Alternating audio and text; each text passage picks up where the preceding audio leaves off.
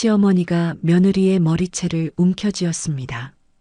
거래처 사장님들이 다 보고 계셨죠. 김치도 제대로 못 담가? 머리카락이 한 움큼 빠져나갔습니다. 무릎이 차가운 대리석 바닥에 닿았어요. 남편은 그저 외면했습니다. 그때였습니다. 초인종이 울렸죠. 여기가 강수진 씨 댁 맞습니까? 낮고 차분한 남자 목소리. 정장 입은 중년 남성이 며느리를 보더니 눈물을 흘렸습니다. 20년 동안 찾았습니다. 제 딸을. 새벽 4시 30분. 수진의 하루는 시어머니 김명희의 발소리로 시작됩니다. 수진아, 일어났어? 방문이 거칠게 열렸습니다. 명희는 팔짱을 낀 채 수진을 내려다봤죠. 오늘 민우거래처 사장님들 오신다며? 김장김치 다 떨어졌는데 어떡할 거야? 수진은 부스스한 눈을 비볐습니다. 어제도 밤 12시가 넘어서야 잠들었거든요. 예, 어머니. 지금 바로 준비하겠습니다. 목소리는 차분했지만 눈밑은 검게 패어 있었습니다. 준비하겠습니다가 아니라 벌써 해놨어야지. 이 집에 시집 온 지가 벌써 3년인데 아직도 눈치가 없어? 수진은 고개를 숙였습니다. 죄송합니다. 부엌으로 향하는 수진의 발걸음은 무거웠죠. 거울을 보니 29살의 나이가 무색하게 지쳐 보였습니다. 손을 보니 손톱 밑은 때가 끼어 있고 손가락 마디마다 상처가 나 있었어요. 배추를 씻으며 수진은 한숨을 쉬었습니다. 그때 남편 민우가 출근 준비를 하며 거실로 나왔죠. 여보, 아침은? 수진은 황급히 대답했습니다. 잠깐만요. 지금 바로 차릴게요. 민우는 짜증스러운 표정으로 소파에 앉았습니다. 매일 똑같네. 제대로 하는 게 하나도 없어. 수진은 서둘러 밥상을 차렸죠. 된장찌개, 김치, 계란말이를 올려놓았습니다. 이게 뭐야? 반찬이 이것밖에 없어? 어머니가 오늘 손님 오신다고 해서 김치를 담그느라 미처 더 준비 못했어. 민우는 숟가락을 툭 놓으며 일어섰습니다. 됐어. 밖에서 먹고 갈게. 현관문이 쾅 닫혔죠. 수지는 혼자 남은 밥상을 바라보며 눈시울을 붉혔습니다. 하지만 눈물을 흘릴 시간도 없었어요. 명희가 다시 부엌으로 들어왔거든요. 수진아, 김치 다 담갔어?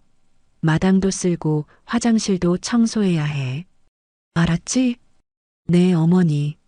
명희는 만족스러운 표정으로 돌아서며 중얼거렸습니다. 시골 출신이라 그런지 말은 잘 듣네. 수지는 그 말을 듣고도 아무 반응을 보이지 않았습니다. 이미 익숙해진 말이었거든요. 3년 전 수지는 고아원에서 자란 뒤 입양 가정을 전전하다 가난을 벗어나기 위해 이 집으로 시집 왔습니다. 민우는 중견기업 영업팀장이었고 집안도 괜찮아 보였죠. 하지만 결혼 후 삶은 지옥이었습니다. 명희는 수진을 며느리가 아닌 가정부처럼 대했어요. 배추를 써는 수진의 손이 떨렸습니다. 칼날에 손가락이 베었죠. 아, 피가 흘렀지만 수진은 물에 씻고 밴드를 붙인 뒤 다시 칼을 들었습니다. 오후가 되자 명희의 친구들이 집으로 찾아왔습니다. 수진은 차와 과일을 내오며 인사했죠. 어서 오세요. 명희의 친구들은 수진을 훑어보며 수군거렸습니다. 어머, 며느리 참 순하게 생겼네요. 그래도 시골 출신이라며? 그래서 말을 잘 듣나 봐요. 수진은 고개를 숙인 채 뒤로 물러났습니다. 명희는 자랑스럽게 말했죠. 네, 우리 며느리 말은 정말 잘 들어요. 손이 굵긴 해도 집안일은 잘하거든요. 수진은 방으로 돌아와 문을 닫았습니다. 서랍을 열어 작은 상자를 꺼냈죠. 안에는 낡은 팔찌 하나가 들어 있었습니다. 어릴 적부터 차고 있던 유일한 물건이었어요. 입양 가정에서도 고아원에서도 절대 빼지 않았던 팔찌였죠. 수지는 팔찌를 손에 쥐며 눈을 감았습니다. 나는 누구일까? 내 진짜 가족은 어디에 있을까? 그런 생각을 할 때마다 가슴이 아팠습니다. 밤이 되고 수지는 마당에 앉아 하늘을 올려다봤습니다. 별이 총총했죠? 수지는 어릴 적 꿈꿨던 삶을 떠올렸습니다. 대학을 졸업하고 좋은 회사에 취직해서 당당하게 사는 삶. 하지만 지금의 수지는 그 꿈과는 거리가 멀었죠. 며칠 후 수지는 설거지를 하던 중 휴대폰 벨소리를 들었습니다. 낯선 번호였죠. 여보세요? 전화기 너머로 정중한 여성의 목소리가 들렸습니다. 혹시 강수진 씨 맞으십니까? 네, 맞습니다만. 안녕하세요. 한빛그룹 인사팀입니다. 수진 씨께서 저희 회사에 지원하셨던 이력서를 검토했는데요. 면접을 한번 보시면 어떨까 해서 연락드렸습니다. 수진의 눈이 커졌습니다. 한빛그룹은 국내 5대 그룹 중 하나였죠. 수진은 결혼하기 전 대학 졸업 무렵 그곳에 이력서를 넣었었습니다. 하지만 그 후 결혼을 하게 되면서 면접 기회조차 받지 못했어요. 정말요? 제가 면접을 볼 수 있다는 말씀이신가요? 네. 수진 씨의 이력이 저희 회사와 잘 맞을 것 같아서요. 다음 주 화요일 오전 10시에 본사로 오실 수 있으실까요? 수지는 가슴이 뛰기 시작했습니다. 이것은 기회였죠. 이 답답한 삶에서 벗어날 수 있는 유일한 기회일지도 모른다는 생각이 들었습니다. 네, 가능합니다. 꼭 참석하겠습니다. 통화를 끊고 수지는 한동안 멍하니 서 있었습니다. 하지만 곧 현실로 돌아왔죠. 면접을 보러 가려면 시어머니의 허락이 필요했습니다. 수지는 긴장한 채 거실로 향했습니다. 명희는 소파에 앉아 텔레비전을 보고 있었죠. 어머니, 말씀 좀 드려도 될까요?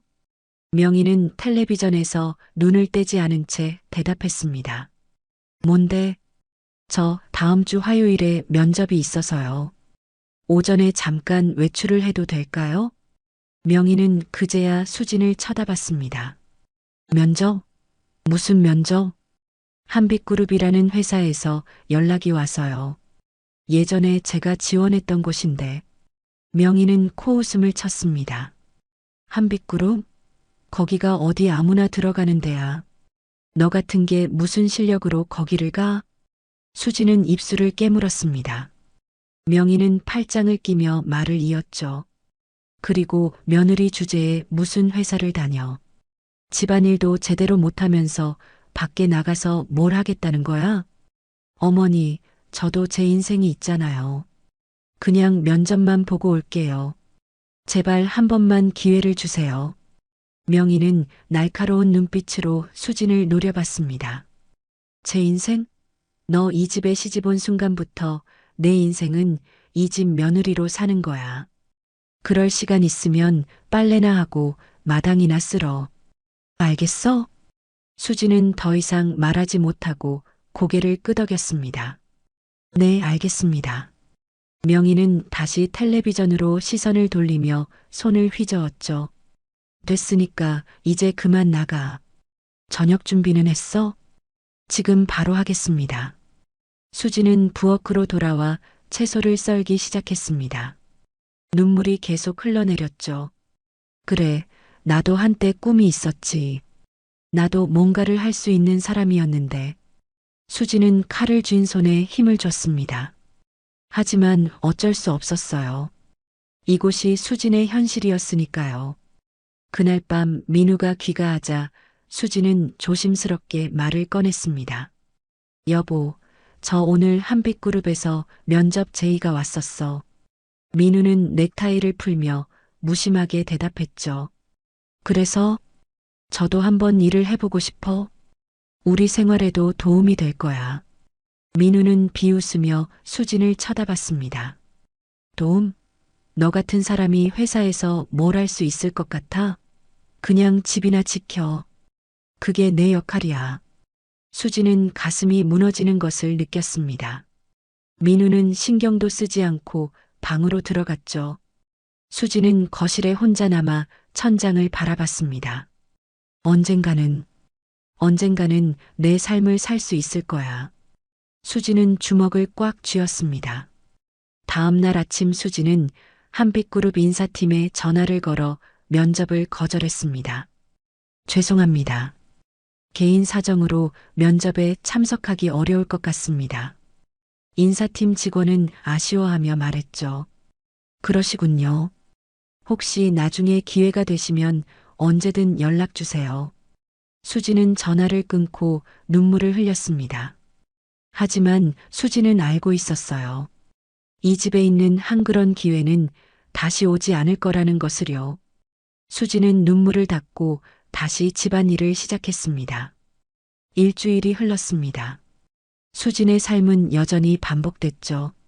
새벽부터 밤까지 집안일에 매달리는 하루하루였습니다. 그러던 어느 날 오후 명희가 수진을 불렀습니다. 수진아, 오늘 저녁에 민우 거래처 사람들 온대. 제대로 준비해야 해. 알았지? 수진은 긴장한 표정으로 대답했죠. 네, 어머니. 몇 분이나 오시는데요? 명희는 손가락을 꼽으며 말했습니다. 5명 정도. 민우가 승진하려면 이 사람들한테 잘 보여야 해. 내가 실수하면 안 돼.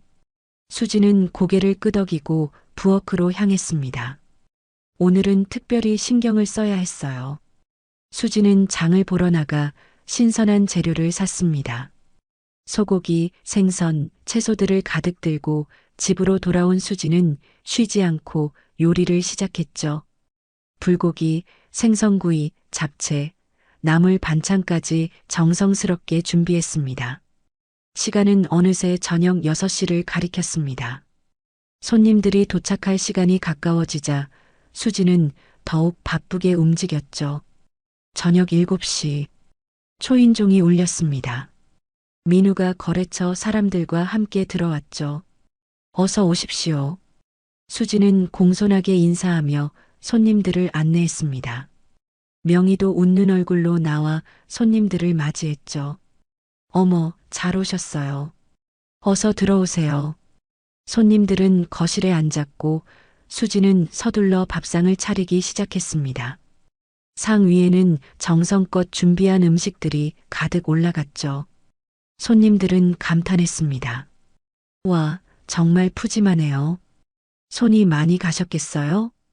민우는 자랑스럽게 말했죠. 우리 집사람이 요리를 잘합니다. 수지는 조용히 미소 지으며 물러났습니다. 손님들이 식사를 시작하자 수지는 부엌에서 대기했죠. 그때 명희가 부엌으로 들어와 수진에게 속삭였습니다. 김치 좀 더 내와. 손님들이 김치를 좋아하시는 것 같아. 수지는 고개를 끄덕이고 냉장고를 열었습니다. 하지만 김치가 거의 남아있지 않았죠. 수지는 당황하며 명희에게 말했습니다. 어머니, 김치가 거의 없어요. 새로 담근 건 아직 익지 않았고. 명희의 얼굴이 굳어졌습니다. 뭐, 김치가 없다고? 너 며칠 전에 김치 담근다고 난리치더니 제대로 하지도 않았어? 아니에요. 김치는 담갔는데 아직 익지 않아서. 명희는 화를 참으며 수진의 팔을 잡았습니다. 됐어. 일단 있는 거라도 내와. 수진은 서둘러 남은 김치를 접시에 담아 거실로 나갔습니다. 하지만 손님들 앞에 내놓기에는 양이 턱없이 부족했죠. 손님 중 한 명이 김치를 보며 말했습니다. 아, 김치가 조금밖에 없네요. 민우는 민망한 표정을 지었습니다. 명희는 수진을 노려보며 억지 웃음을 지었죠. 죄송합니다. 며느리가 준비를 제대로 못했네요. 수진은 고개를 숙였습니다. 손님들은 어색한 분위기 속에서 식사를 이어갔죠. 식사가 끝나고 손님들이 담소를 나누는 동안 명희는 수진을 부엌으로 불러냈습니다. 수진은 불안한 마음으로 명희를 따라갔죠. 부엌 문이 닫히자 명희는 수진을 향해 소리쳤습니다. 너 도대체 뭐 하는 거야? 김치도 제대로 준비 못해? 수지는 변명하려 했지만 명희는 들으려 하지 않았습니다. 변명은 됐어. 너 때문에 우리 집안 망신이야. 명희의 목소리는 점점 커졌습니다. 거실에 있던 손님들도 부엌 쪽을 쳐다봤죠. 민우는 당황한 표정으로 일어나려 했지만 손님들을 신경 써야 하기에 그러지 못했습니다. 명희는 화가 머리끝까지 치밀어 올랐죠. 그리고 순간적으로 수진의 머리채를 거칠게 잡았습니다. 이게 사람 대접받을 짓이야? 창피하게. 수진은 비명을 삼키며 고통스러워했습니다. 명희는 수진을 거실 쪽으로 끌고 갔죠. 손님들 앞에서 수진을 망신 주려는 것이었습니다. 수진의 눈에서는 눈물이 흘러내렸습니다. 민우는 그 광경을 보면서도 외면했죠. 오히려 손님들에게 미안한 표정만 지을 뿐이었습니다. 명희는 수진을 거실 한가운데로 끌고 와서는 바닥을 가리켰습니다. 무릎 꿇어. 수진은 떨리는 목소리로 말했습니다. 어머니, 제발. 무릎 꿇으라고. 민우가 수진의 어깨를 눌렀습니다. 수진의 무릎이 차가운 대리석 바닥에 닿았죠. 거래처 사장들이 다 보고 있었습니다. 명희는 여전히 수진의 머리채를 잡은 채 손님들에게 말했습니다. 죄송합니다. 며느리 교육을 제대로 못 시켰네요. 손님들은 난처한 표정으로 서로를 쳐다봤습니다. 분위기는 얼어붙었죠. 수지는 고통 속에서도 아무 소리도 내지 않았습니다. 그저 눈물만 바닥에 떨어질 뿐이었죠. 명희는 수진의 머리채를 더욱 세게 잡아당겼습니다. 김치도 제대로 못 담가. 머리카락이 한 움큼 빠져나갔습니다. 수진의 몸이 좌우로 흔들렸죠. 귀에서 윙 소리가 났습니다. 시간이 멈춘 듯한 순간이었죠. 수진은 바닥을 바라보며 생각했습니다. 이게 내 인생인가? 이렇게 무릎 꿇고 살아야 하는가? 손님들은 민망한 표정으로 자리에서 일어나려 했습니다. 민우는 급하게 손님들을 만류했죠. 아, 잠깐만요. 죄송합니다. 제가 그때였습니다. 초인종이 울렸습니다. 딩동. 명희는 수진의 머리채를 놓고 현관 쪽을 쳐다봤습니다. 누구세요? 명희는 짜증 섞인 목소리로 물었죠. 응답이 없었습니다. 다시 초인종이 울렸습니다. 딩동. 명희는 투덜거리며 현관으로 향했습니다. 이 시간에 누가 와? 수지는 여전히 바닥에 무릎을 꿇은 채 고개를 숙이고 있었습니다. 명희가 현관문을 열었습니다. 그곳에는 검은 정장을 입은 중년 남성이 서 있었죠. 뒤에는 젊은 비서로 보이는 남성 둘이 함께 있었습니다. 중년 남성은 차분한 목소리로 물었습니다. 여기가 강수진 씨 댁이 맞습니까? 명희는 의아한 표정을 지었죠. 네, 맞는데요. 누구시죠? 중년 남성은 대답하지 않고 천천히 집안을 들여다봤습니다. 그리고 바닥에 무릎 꿇은 수진을 발견하는 순간 그의 얼굴이 창백해졌습니다. 중년 남성은 현관문 앞에 선 채 수진을 바라봤습니다. 그의 눈빛은 흔들리고 있었죠. 명희는 중년 남성을 위아래로 훑어보며 다시 물었습니다. 실례지만 누구시라고요? 중년 남성은 대답하지 않고 천천히 집 안으로 들어섰습니다. 뒤따라 두 명의 비서도 조심스럽게 발을 들여놓았죠. 거실에 있던 손님들은 갑작스러운 방문객에게 놀란 표정이었습니다. 민우는 일어서며 경계하는 목소리로 말했죠. 여기 우리 집인데 함부로 들어오시면 곤란합니다. 중년 남성은 민우를 한번 쳐다보고는 다시 수진에게로 시선을 옮겼습니다. 수진은 여전히 바닥에 무릎을 꿇은 채 고개를 숙이고 있었죠. 중년 남성은 떨리는 목소리로 수진의 이름을 불렀습니다. 수진아. 수진은 그 목소리에 고개를 들었습니다. 낯선 중년 남성이 자신을 바라보고 있었죠. 수지는 혼란스러운 표정으로 물었습니다. 저를 아세요? 중년 남성의 눈에서 눈물이 흘렀습니다. 그래, 너구나. 내가 그토록 찾던 내 딸. 명희는 상황을 이해하지 못하고 끼어들었죠. 도대체 무슨 일이세요? 우리 며느리를 어떻게 아시는 건데요? 중년 남성은 명희를 쳐다보지도 않고 수진에게 다가갔습니다. 그리고 무릎을 꿇어 수진과 눈높이를 맞췄죠. 수진아, 나야. 내 아버지란다. 그 말에 수진의 눈이 커졌습니다. 아버지요? 무슨 말씀이세요? 중년 남성은 수진의 손을 잡으며 말했습니다. 20년 전 내가 5살 때 유괴당했어. 그 후로 줄곧 널 찾아 헤맸단다. 수진은 믿기지 않는다는 표정으로 고개를 저었습니다. 아니에요. 저는 고아원에서 자랐어요. 아버지가 누군지도 몰라요. 중년 남성은 주머니에서 낡은 사진 한 장을 꺼냈습니다.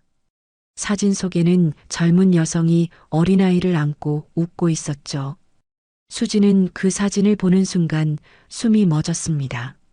사진 속 아이는 자신과 똑같았거든요.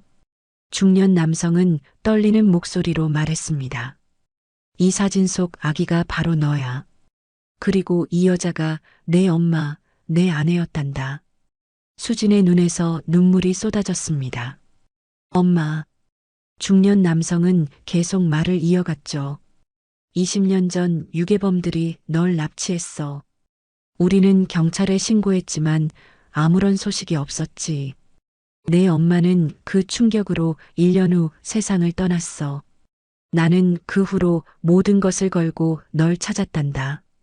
뒤에 서 있던 비서 중 한 명이 앞으로 나서며 서류 봉투를 꺼냈습니다. 회장님, 유전자 검사 결과서입니다. 중년 남성은 서류를 펼쳐 수진에게 보여줬죠. 며칠 전 내가 한빛그룹에 지원할 때 제출한 서류에서 내 정보를 얻었어. 그리고 비밀리에 유전자 검사를 진행했단다. 결과는 99.9% 일치야. 너는 내 딸이 맞아. 명희는 그 말을 듣고 입이 떡 벌어졌습니다. 뭐라고요? 이게 무슨 소리예요? 민우도 믿을 수 없다는 표정으로 다가왔죠. 말도 안 돼요. 우리 마누라가 회장님 딸이라고요? 중년 남성은 그제야 명희와 민우를 쳐다봤습니다. 그의 눈빛은 차가웠죠. 저는 한빛그룹 회장 강태수입니다. 그리고 이 아이는 제 외동딸 강수진입니다. 명희의 얼굴이 새하얗게 질렸습니다. 한빛그룹은 국내 5대 그룹 중 하나였죠. 그 회장이 지금 자신의 집에 서 있는 것이었습니다. 수지는 여전히 혼란스러웠습니다. 저는 그냥 고아원에서 자란 강수진이에요. 태수는 수진의 손을 꽉 잡았습니다. 내가 5살 때 유괴당한 후 범인들은 널 멀리 떨어진 곳에 버렸어. 그곳에서 널 발견한 사람들이 고아원에 맡겼고 그 후로 내 신원은 알 수 없게 됐지. 하지만 내 팔에 있는 특별한 점을 기억하니? 수지는 자신의 왼쪽 팔뚝을 봤습니다. 태어날 때부터 있던 작은 붉은 점이 있었죠. 태수는 수진의 팔을 가리키며 말했습니다. 바로 그거야. 내가 태어났을 때부터 있던 점이지. 우리는 그걸 토끼 모양이라고 불렀어. 수지는 울음을 터뜨렸습니다. 20년 동안 알지 못했던 진실이 한순간에 밝혀진 것이었죠.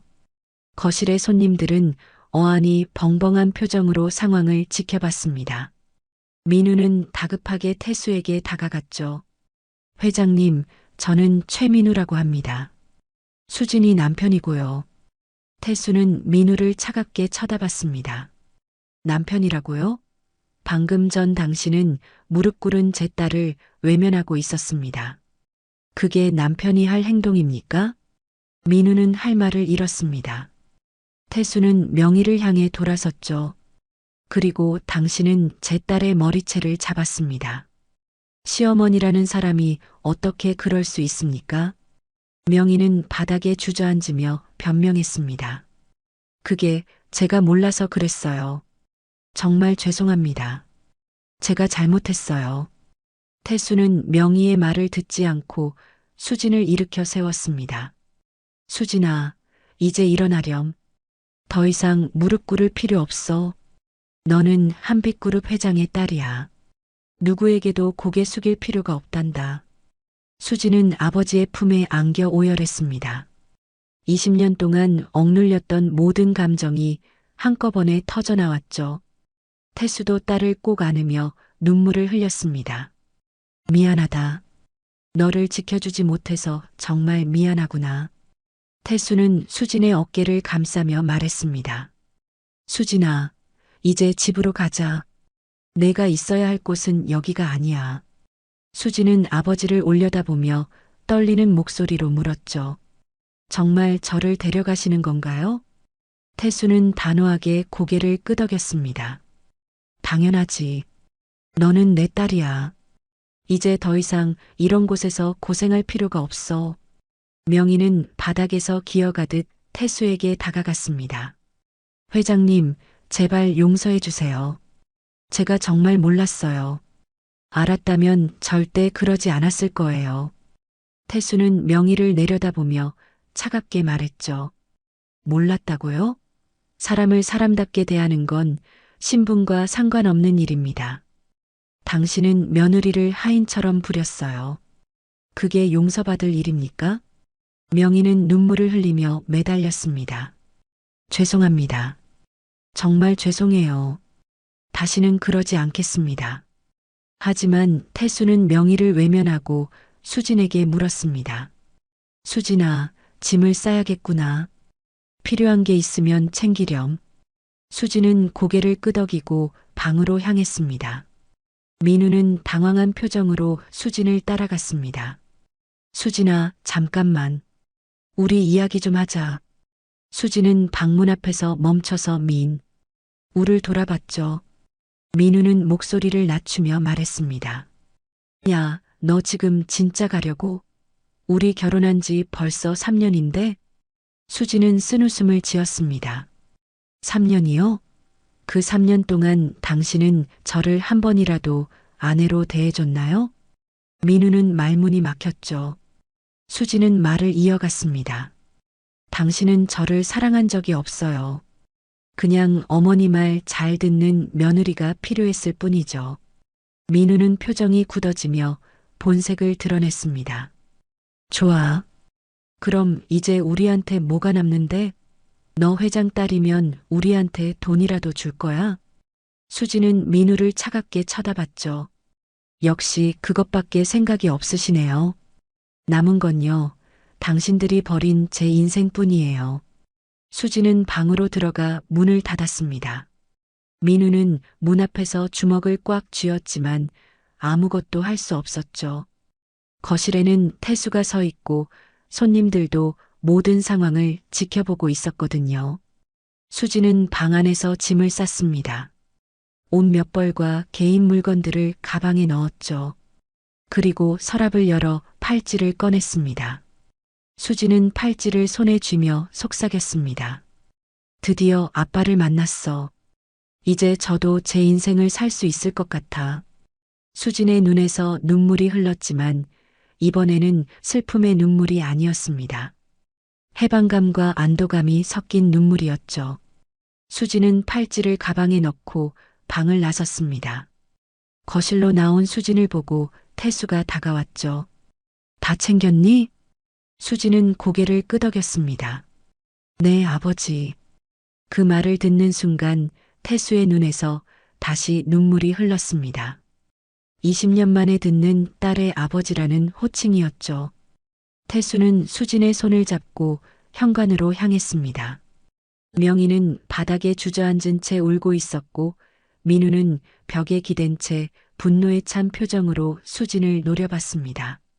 하지만 수진은 뒤돌아보지 않았죠. 더 이상 이 집에 미련은 없었습니다. 현관문을 나서자 검은색 고급 세단이 대기하고 있었습니다. 비서가 차문을 열어줬죠. 아가씨, 타십시오. 수지는 처음 듣는 아가씨라는 호칭에 어색함을 느꼈습니다. 하지만 곧 차에 올라탔죠. 태수도 옆자리에 앉았고 비서가 운전석에 앉았습니다. 차가 출발하자 수지는 창밖을 바라봤습니다. 자신이 지난 3년간 살았던 집이 점점 멀어졌죠. 수지는 깊은 한숨을 내쉬었습니다. 태수는 수진의 손을 잡으며 말했습니다. 힘들었지? 이제 괜찮아. 내가 지켜줄게.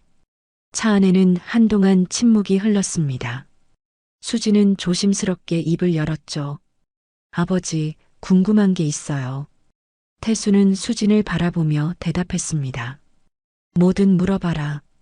수지는 망설이다 물었죠. 저를 어떻게 찾으신 거예요?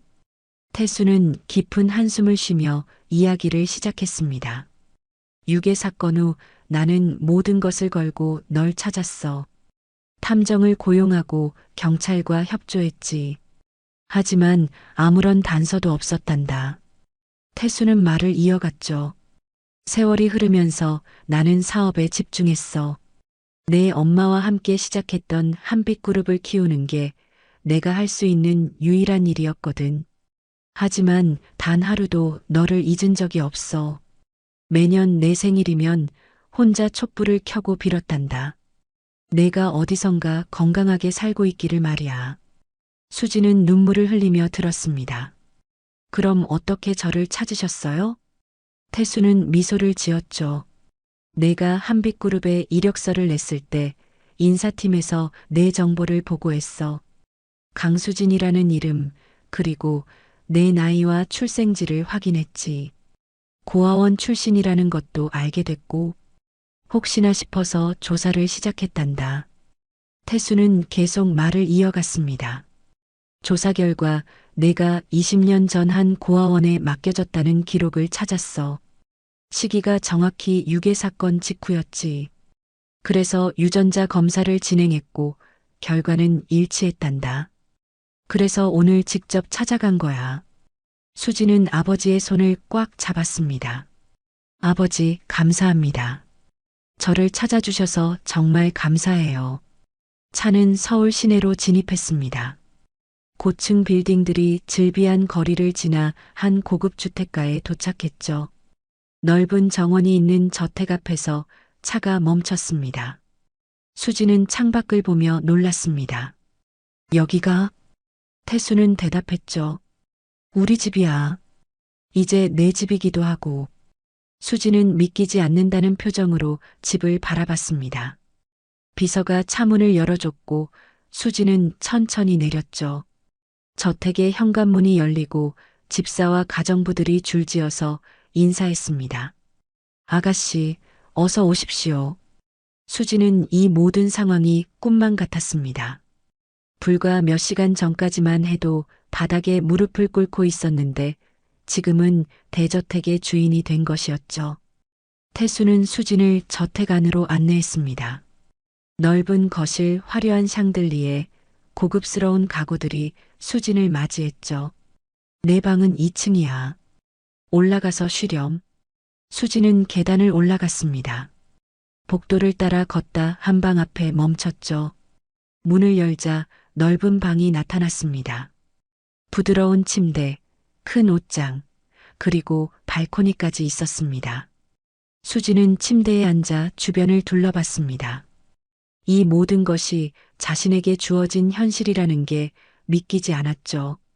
수지는 가방에서 팔찌를 꺼내 손에 쥐었습니다. 드디어 집으로 돌아왔어. 드디어.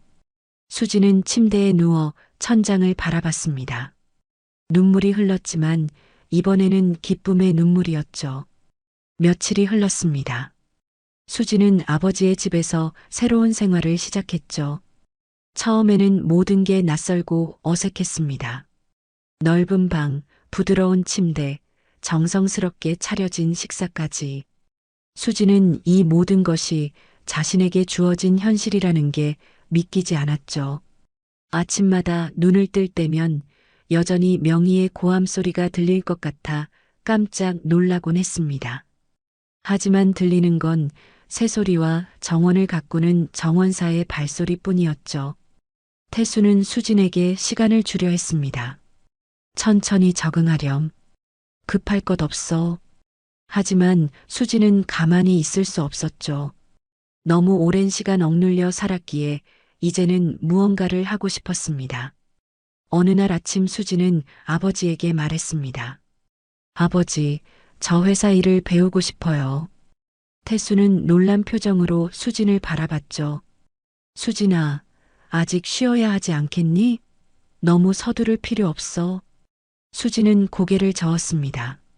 아니에요. 저는 이제 제 인생을 살고 싶어요. 제대로 된 제 인생을요. 태수는 수진의 눈빛을 보고 결심을 읽었습니다. 그 눈빛에는 강한 의지가 담겨 있었죠. 태수는 미소 지으며 고개를 끄덕였습니다. 알겠다.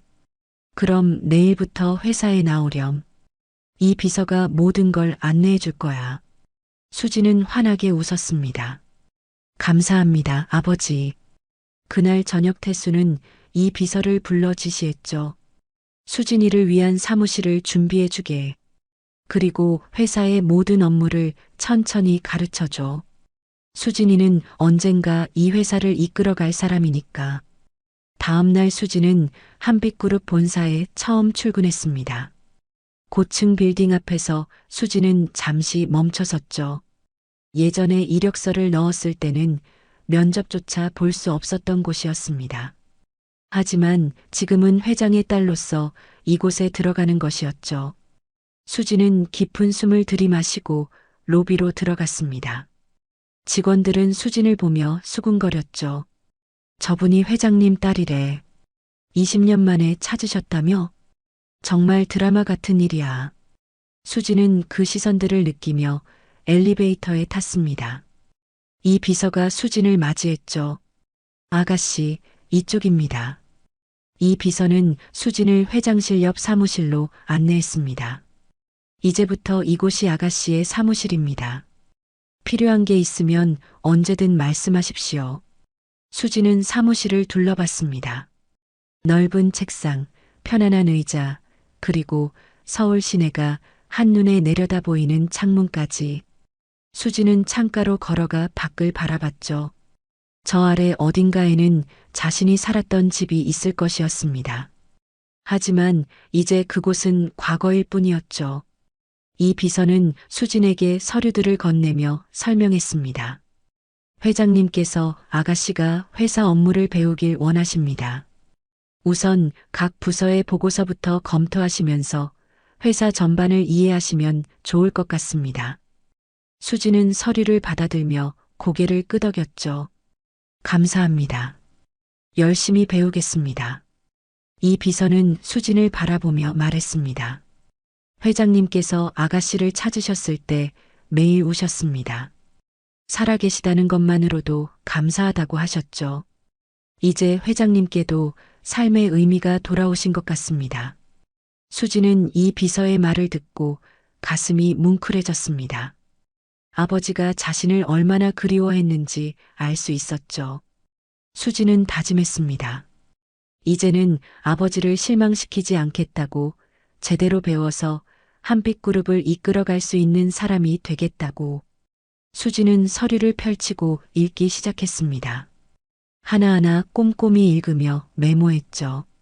시간 가는 줄 모르고 일에 집중하던 수진은 문득 시계를 봤습니다. 벌써 저녁 7시였죠. 그때 태수가 사무실 문을 노크했습니다. 수진아, 아직도 일하니? 수진은 고개를 들며 미소 지었죠. 네, 아버지. 재미있어서 시간 가는 줄 몰랐어요. 태수는 흐뭇한 표정으로 수진을 바라봤습니다. 그래, 하지만 오늘은 그만하고 저녁 먹으러 가자. 내가 좋아할 만한 곳이 있어. 수진은 서류를 정리하고 아버지를 따라 나섰죠. 두 사람은 함께 엘리베이터를 타고 지하 주차장으로 내려갔습니다. 차 안에서 태수는 수진에게 물었습니다. 오늘 첫 출근 어땠니? 수진은 대답했죠. 좋았어요. 배울 게 많다는 게 느껴졌어요. 그동안 제가 얼마나 좁은 세상에서 살았는지 알겠더라고요. 태수는 수진의 손을 잡으며 말했습니다. 수진아, 너는 이미 충분히 강한 사람이야. 그 어려운 시간을 견뎌냈잖니. 이제는 내가 원하는 삶을 살면 돼. 수진은 아버지의 손을 꽉 잡았죠. 네, 아버지. 저 이제 제대로 살아볼게요. 식당에 도착하자 태수는 수진을 조용한 룸으로 안내했습니다. 정갈하게 차려진 한정식이 상 위에 올라왔죠. 수진은 음식을 보며 감탄했습니다. 우와, 정말 맛있어 보여요. 태수는 웃으며 말했죠. 내 엄마가 좋아하던 식당이야. 우리 결혼하고 자주 왔었지. 너도 어렸을 때 여기 온 적 있어. 기억나니?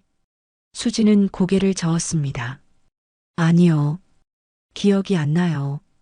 너무 어렸나 봐요. 태수는 아쉬운 표정을 지었지만 곧 웃음을 되찾았죠. 괜찮아. 이제부터 새로운 추억을 만들면 되니까. 두 사람은 함께 식사를 했습니다. 태수는 수진에게 어린 시절 이야기를 들려줬죠. 너는 엄마를 정말 닮았어. 엄마도 너처럼 웃을 때 눈이 초승달 모양이 됐거든. 수진은 팔찌를 만지며 말했습니다. 아버지, 이 팔찌 기억하세요? 제가 어릴 적부터 차고 있던 거예요. 태수는 팔찌를 보고 놀랐죠. 이게 아직 있었구나. 내가 내 엄마한테 프로포즈할 때 선물한 거야. 그리고 내가 태어나자 엄마가 너한테 물려준 거지. 수지는 팔찌를 쥐며 눈물을 글썽였습니다. 엄마, 저 이제 잘 살 거예요. 태수는 수진을 안아줬습니다. 그날 밤 수진은 방으로 돌아와 침대에 누웠습니다.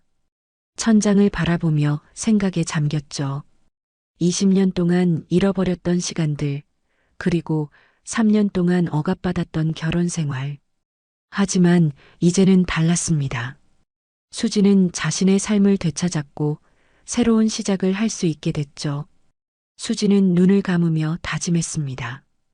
이제 누구에게도 무릎 꿇지 않겠다고, 당당하게 제 인생을 살겠다고. 며칠 후 한빛그룹은 긴급 기자회견을 열었습니다. 본사 대강당에는 수많은 기자들이 모여들었죠. 카메라 플래시가 터지고 기자들은 앞다투어 질문을 쏟아냈습니다. 태수와 수진이 단상에 오르자 강당은 순식간에 조용해졌죠. 태수는 마이크를 잡고 말했습니다. 오늘 여러분께 기쁜 소식을 전하려고 합니다. 20년 전 유괴당해 잃어버렸던 제 외동딸을 찾았습니다. 제 옆에 있는 이 사람이 바로 제 딸 강수진입니다. 강당이 다시 한번 술렁였죠. 기자들은 일제히 카메라를 수진에게 향했습니다. 태수는 계속 말했습니다. 20년 동안 제 딸은 저와 떨어져 힘든 시간을 보냈습니다. 하지만 이제 돌아왔고 저는 딸에게 합당한 자리를 주고자 합니다. 기자들은 앞다투어 질문을 던졌죠. 아가씨, 20년 동안 어떻게 지내셨습니까? 회장님과 재회한 순간 어떠셨나요?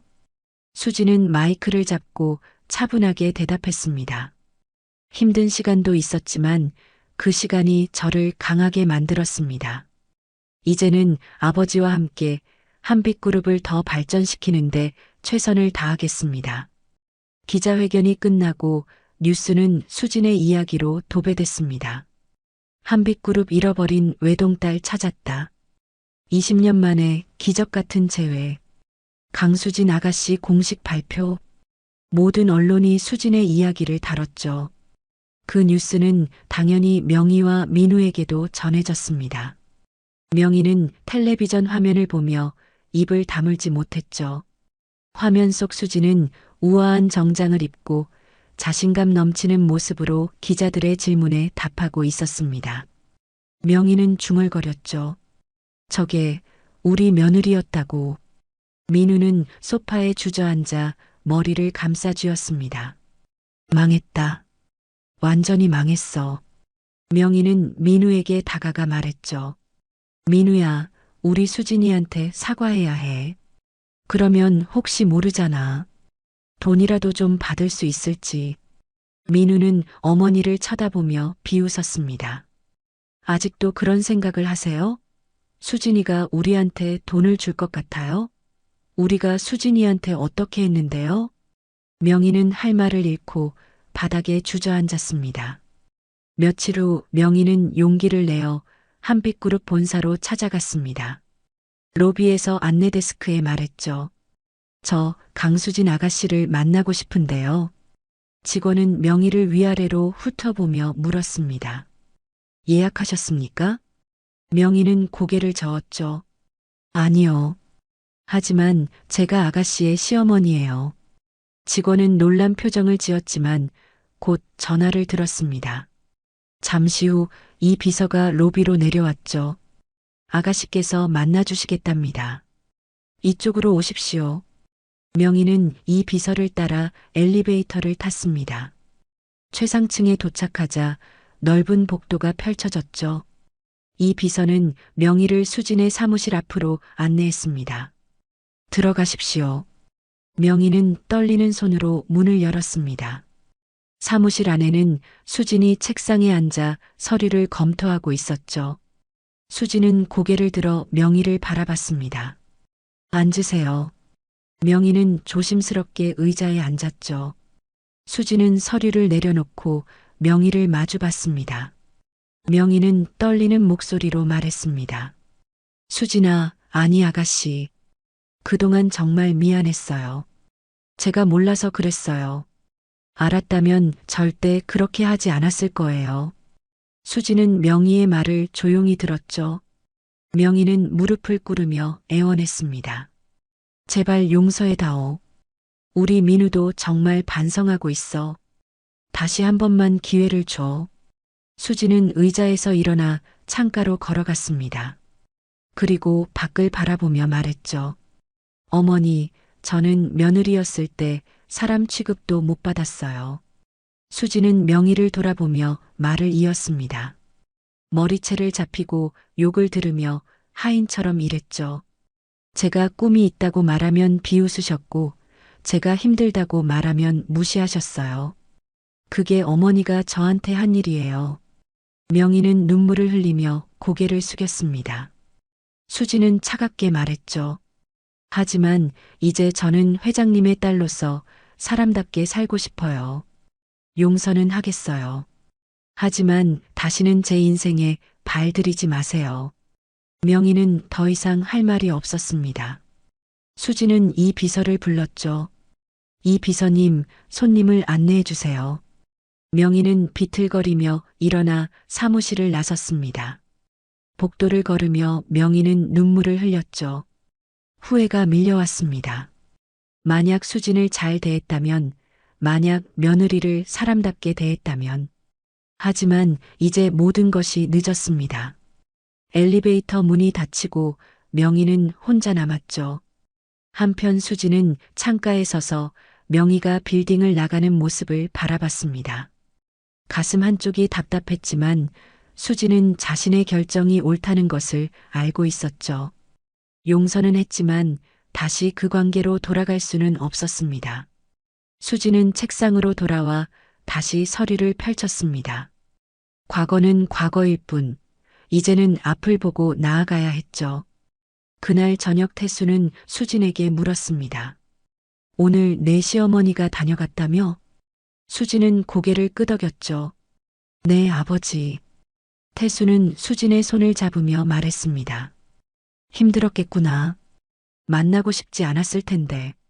수진은 미소 지었습니다. 괜찮아요, 아버지. 마지막으로 정리할 필요가 있었어요. 이제 정말 끝이에요. 태수는 딸을 안아줬죠. 잘했어. 내가 정말 자랑스럽다. 한 달이 흘렀습니다. 수진은 한빛그룹에서 빠르게 적응하며 실력을 인정받았죠. 매일 새벽부터 밤까지 일하며 회사의 모든 업무를 배웠습니다. 직원들은 처음에는 회장의 딸이라는 이유만으로 특혜를 받는다고 생각했습니다. 하지만 수진의 열정과 노력을 보며 생각이 바뀌었죠. 수지는 누구보다 먼저 출근하고 늦게 퇴근했습니다.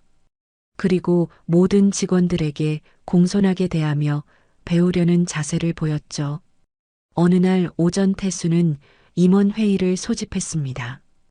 회의실에는 한빛그룹의 모든 임원들이 모여 있었죠. 태수는 단상에 올라 발표했습니다. 오늘 여러분께 중요한 발표를 하려고 합니다. 제 딸 강수진을 한빛그룹 부회장으로 임명하겠습니다. 회의실이 술렁였습니다. 임원들은 서로를 쳐다보며 수군거렸죠. 태수는 말을 이었습니다. 수진이는 지난 한 달간 회사의 모든 업무를 배웠고 누구보다 열심히 일했습니다. 그리고 무엇보다 제 외동딸로서 언젠가 이 회사를 이끌어갈 사람입니다. 회의가 끝나고 수진은 아버지에게 찾아갔죠. 아버지, 제가 부회장이요? 너무 빠른 거 아닌가요? 태수는 수진의 어깨를 두드리며 말했습니다. 아니야. 너는 충분히 자격이 있어. 그리고 이제 세상에 내가 누구인지 확실히 알려야 해. 한빛그룹의 후계자로 말이야. 수지는 두려움과 동시에 설렘을 느꼈죠. 태수는 계속 말했습니다. 내일 공식 발표를 하겠다. 내가 부회장으로 임명됐다는 것을 말이야. 수지는 깊은 숨을 들이마시며 고개를 끄덕였습니다. 다음 날 한빛그룹은 수진의 부회장 임명을 공식 발표했죠. 언론은 또다시 수진의 이야기로 가득 찼습니다. 20년 만에 찾은 딸, 이제 부회장으로. 강수진 부회장, 한빛그룹 후계자 공식화. 신데렐라 스토리의 주인공. 수진은 언론의 관심 속에서도 흔들리지 않았습니다. 오히려 더욱 열심히 일하며 자신의 실력을 증명했죠.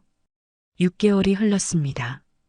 수진은 한빛그룹 부회장으로서 회사를 이끌어가며 놀라운 성과를 냈죠. 새로운 사업 부문을 개척하고 해외 시장에 진출했습니다. 직원 복지를 개선하고 회사 문화를 바꿔나갔죠. 직원들은 수진을 존경하며 따랐습니다. 태수는 딸의 모습을 보며 흐뭇해했죠.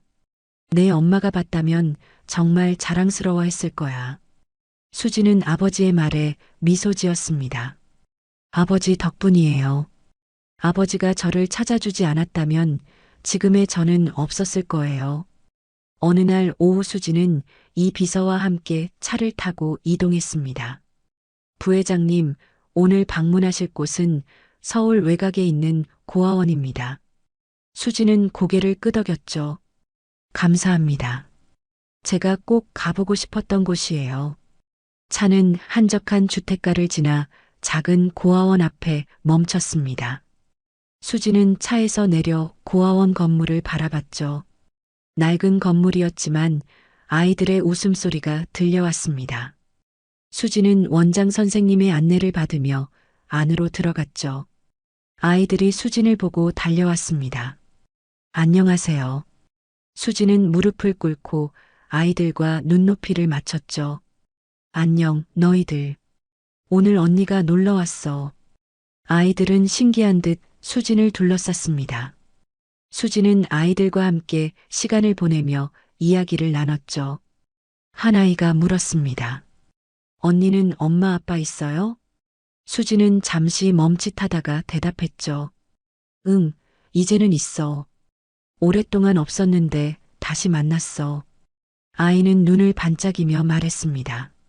저도 언젠가 엄마 아빠를 만날 수 있을까요? 수진은 아이를 안아주며 말했죠. 물론이야. 그리고 만나지 못하더라도 괜찮아. 너는 이미 충분히 소중한 사람이니까. 수진은 그 순간 깨달음을 얻었습니다. 자신이 받은 사랑과 기회를 다른 사람들에게도 나눠줘야 한다는 것을요. 수진은 원장 선생님을 찾아가 말했죠. 원장 선생님, 제가 이 고아원을 지원하고 싶어요. 아니, 더 크게 재단을 만들어서 전국의 고아원들을 돕고 싶습니다. 원장 선생님은 놀라며 감사의 말을 전했습니다. 며칠 후 수진은 아버지에게 자신의 계획을 이야기했습니다. 아버지, 제가 재단을 만들고 싶어요. 저처럼 힘든 환경에서 자라는 아이들을 돕는 재단이요. 태수는 수진의 손을 잡으며 말했죠. 좋은 생각이야. 내 엄마 이름을 딴 재단을 만들면 어떨까? 엄마도 생전에 어려운 사람들을 많이 도왔거든. 수진은 눈물을 글썽이며 고개를 끄덕였습니다. 그럼 희망재단으로 할게요. 엄마 이름이 희정이셨잖아요. 태수는 딸을 꼭 안아줬죠. 몇 달 후 희망재단 설립 기념식이 열렸습니다. 많은 사람들이 참석했고 언론도 대거 몰려왔죠. 수지는 단상에 올라 연설했습니다. 저는 오랜 시간 힘든 환경에서 살았습니다. 포기하고 싶을 때도 많았지만 작은 희망 하나로 버텼습니다. 수지는 잠시 말을 멈추고 청중들을 바라봤죠. 그 희망은 어머니가 남긴 팔찌였고 언젠가 더 나은 삶을 살 수 있을 거라는 믿음이었습니다. 그리고 운명처럼 아버지를 만났고 제 인생은 완전히 바뀌었습니다. 수지는 말을 이었습니다. 하지만 저는 알고 있습니다. 세상에는 아직도 저처럼 힘든 환경에서 살아가는 아이들이 많다는 것을요. 희망재단은 그 아이들에게 희망이 되고 싶습니다. 교육의 기회를 주고 따뜻한 보살핌을 제공하며 그들이 꿈을 꿀 수 있도록 돕겠습니다. 청중들은 박수를 보냈죠. 수지는 팔찌를 만지며 말을 이어갔습니다. 이 재단은 제 어머니의 이름을 따서 만들었습니다. 어머니가 제게 주신 사랑과 희망을 더 많은 아이들에게 전하고 싶습니다. 기념식이 끝나고 수지는 아버지와 함께 옥상 정원으로 올라갔습니다. 서울 시내가 한눈에 내려다 보였죠. 태수는 수진에게 물었습니다. 수진아, 행복하니? 수진은 고개를 끄덕였죠. 네, 아버지. 정말 행복해요. 예전에는 상상도 못했던 삶을 살고 있어요. 태수는 하늘을 올려다보며 말했습니다. 내 엄마도 하늘에서 기뻐할 거야.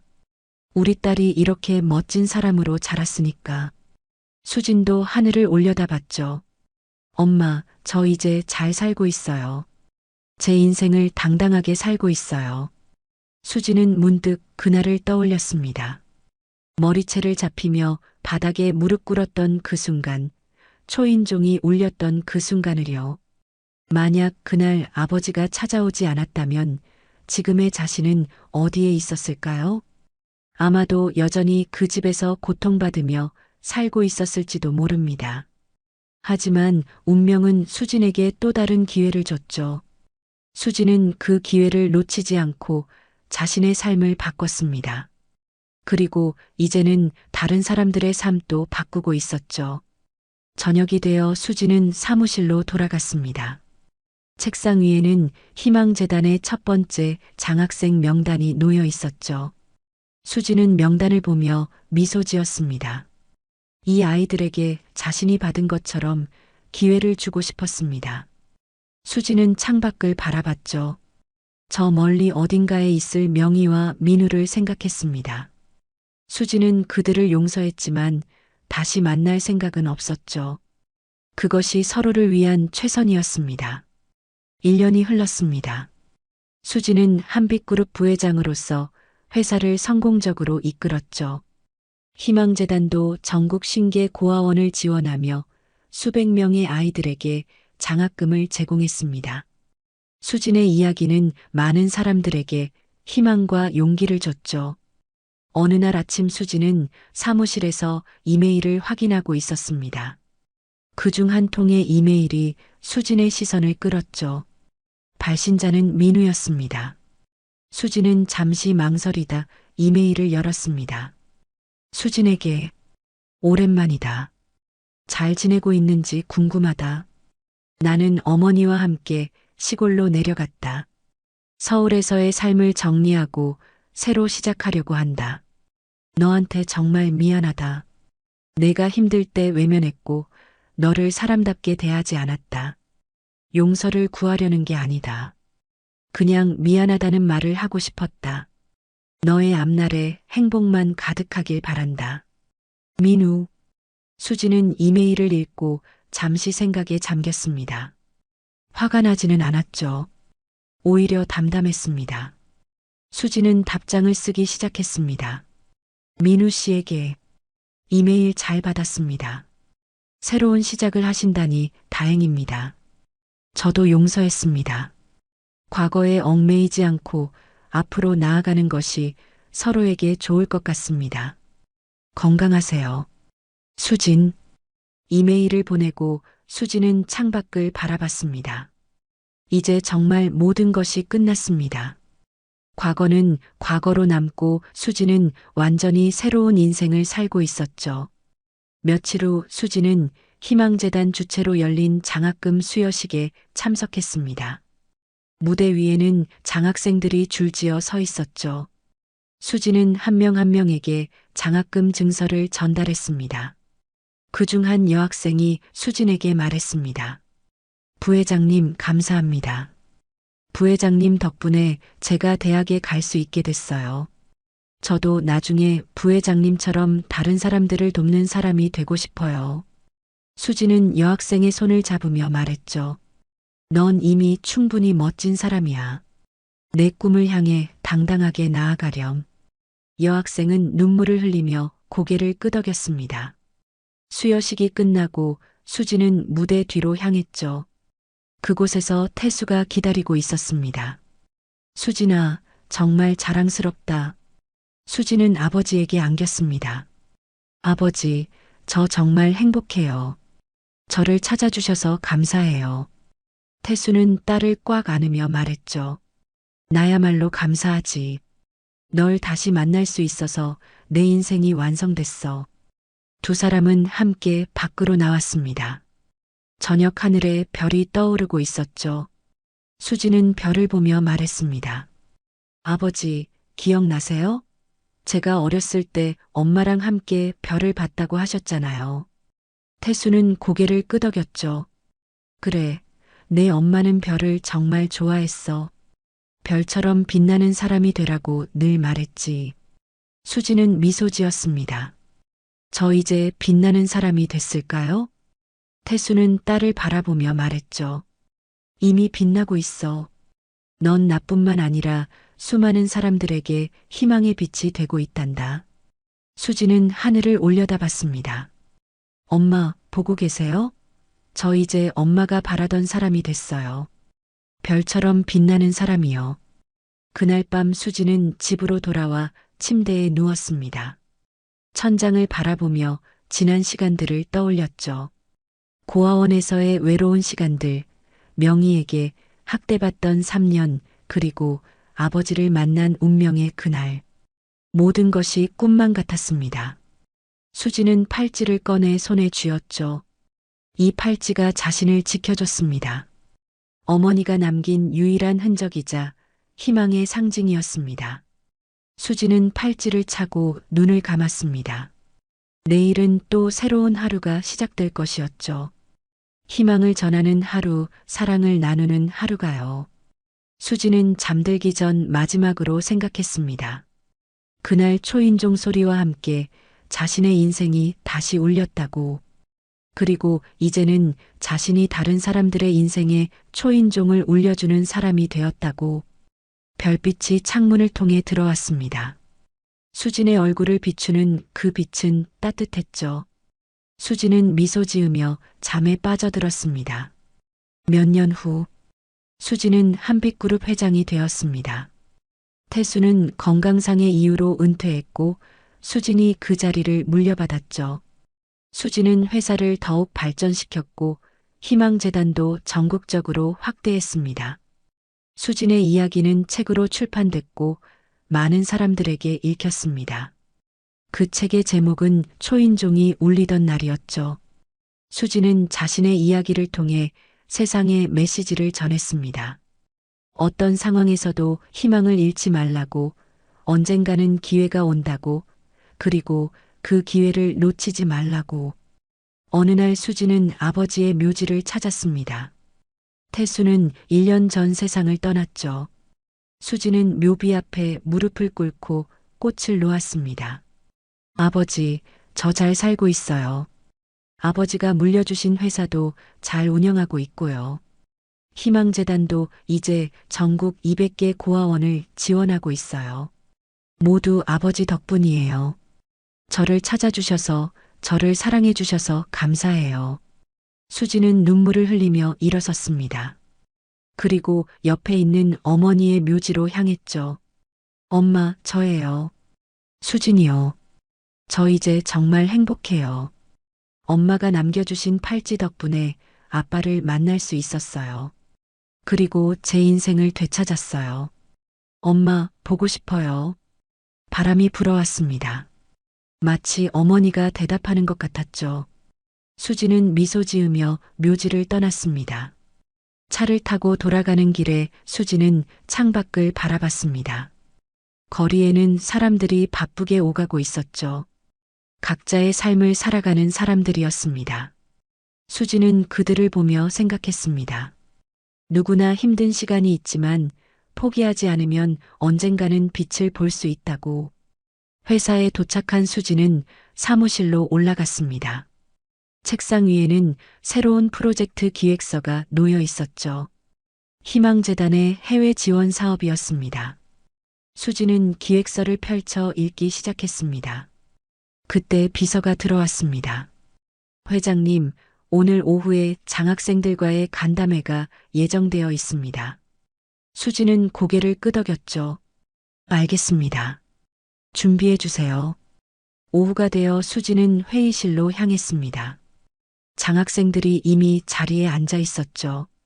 수지는 그들을 보며 미소 지었습니다. 안녕하세요, 여러분. 만나서 반갑습니다.